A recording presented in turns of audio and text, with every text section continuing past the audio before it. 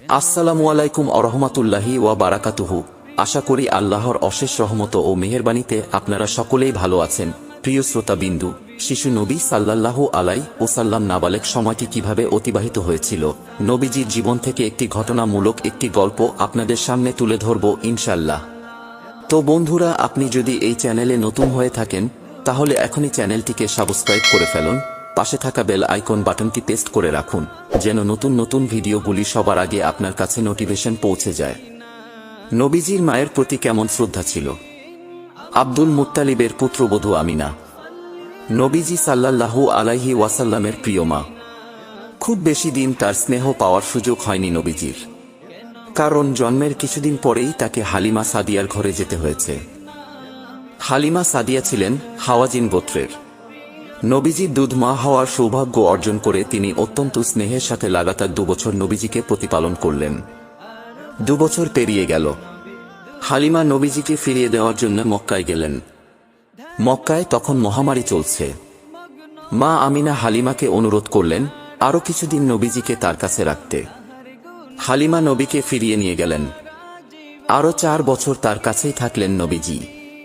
এরপর তার বয়স যখন 6 হল, মা আমিনার কোলে ফিরে এলেন। কিন্তু ততদিনে মা আমিনার জীবন সন্ধ্যা ঘনিয়ে এসেছে। নবীজি তার কাছে আসার কিছুদিন পরই তিনি তাকে নিয়ে মদিনায় গেলেন। উদ্দেশ্য ছিল স্বামী আব্দুল্লাহর কবর জিয়ারত এবং আত্মীয় স্বজনের সাথে সাক্ষাৎ করার জন্য।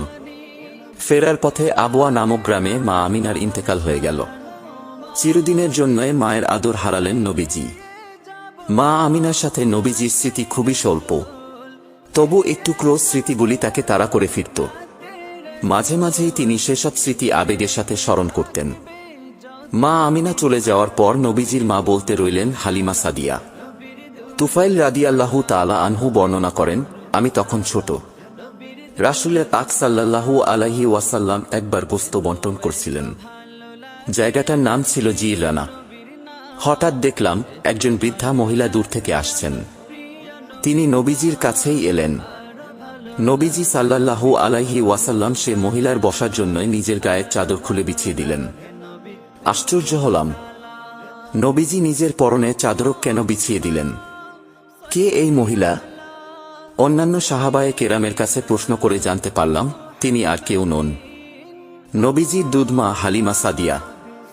গল্পের তোহফা। শ্রদ্ধা ও সম্মানের কি সুন্দর প্রকাশ। আপন মতো মাথার তাজ। দুধ মার জন্যও কতটা শ্রদ্ধা পোষণ করেছেন নবীজি। এই ব্যবহারের মধ্য দিয়ে কি শিখিয়ে গেলেন? আমরা যেন আমাদের মা বাবার সাথে সুন্দর নর্ম ব্যবহার এবং শ্রদ্ধা করি। তো আমরা সকলেই মা বাবার সাথে সুন্দর আচরণ ও শ্রদ্ধা করব ইনশাল্লাহ। তো বন্ধুরা, আজকের গল্প ও ঘটনা এ পর্যন্তই। পরে আবার দেখা হবে অন্য কোনো নতুন ভিডিও নিয়ে। এই বলে শেষ করছি।